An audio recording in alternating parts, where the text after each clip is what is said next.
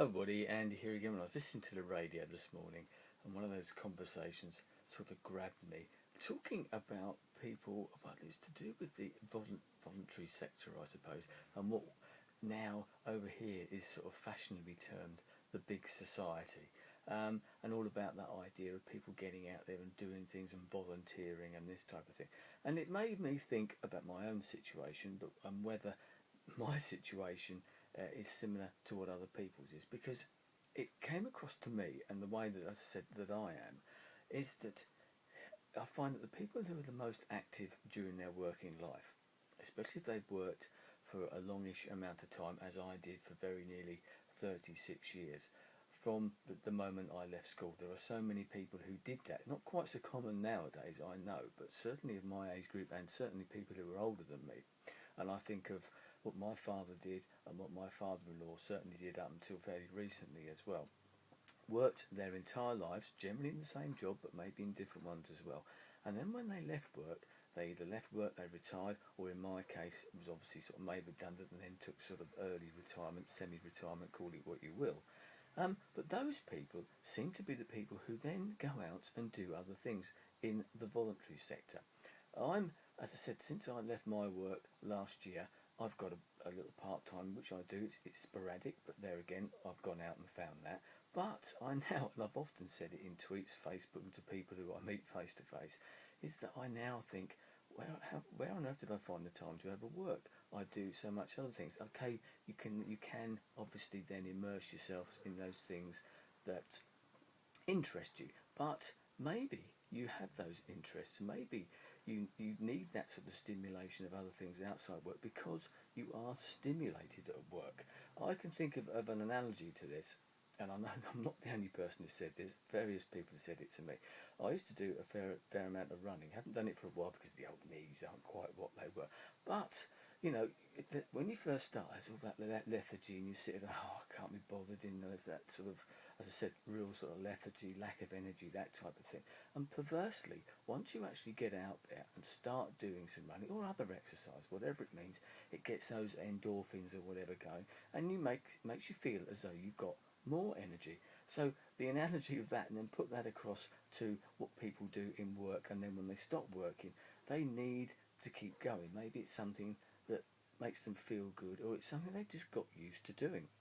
Maybe for myself, being at work for very nearly 36 years meant that I've never been that sort of person that would sit around and do nothing and just watch the TV. Yes, of course I watch the TV. Yes, I play on the computer. Yes, I read books and magazines and stuff. But I am keeping myself interested. But now I do lots of voluntary things, and more things come up all the time, and I'm getting to the point now where I'm having to turn things down.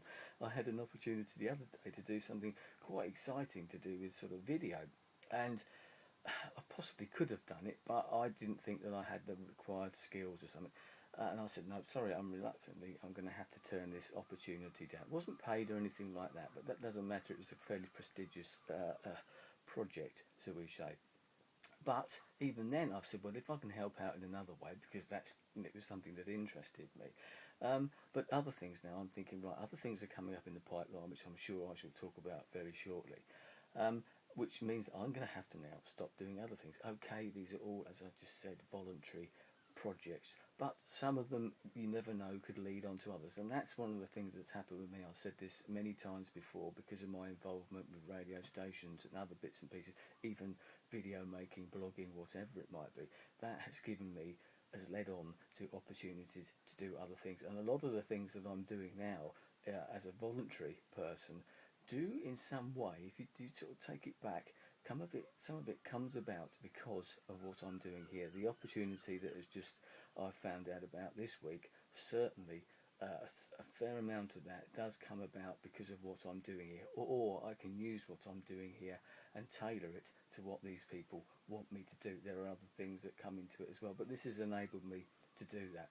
And maybe that's another thing. I was doing this while I was at work, as so many other people are doing.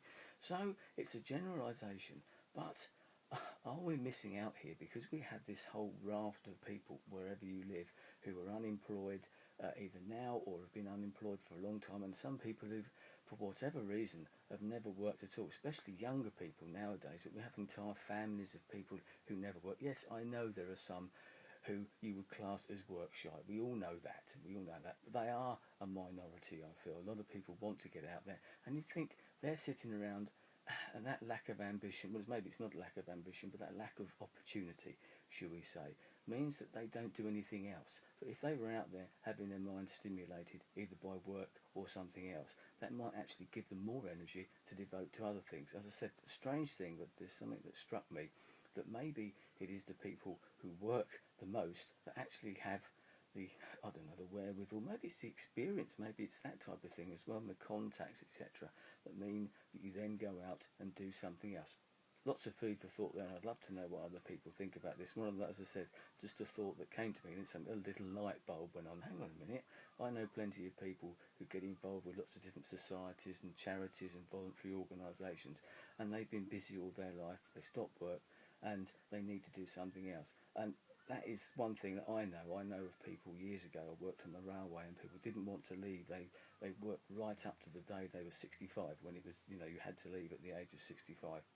Their 65th birthday came and they left, and they were stranded. They didn't know what to do with themselves. They worked in one job for the rest of their lives. If they had something else to do, maybe they could go along and do it. But that's another thing. You do need those interests. It doesn't work for everybody, as that example was just shown. But, as I said, I'd love to know what your thoughts are, your experiences, and maybe what you do. What do you do outside, apart from this type of thing as well? Maybe that's it.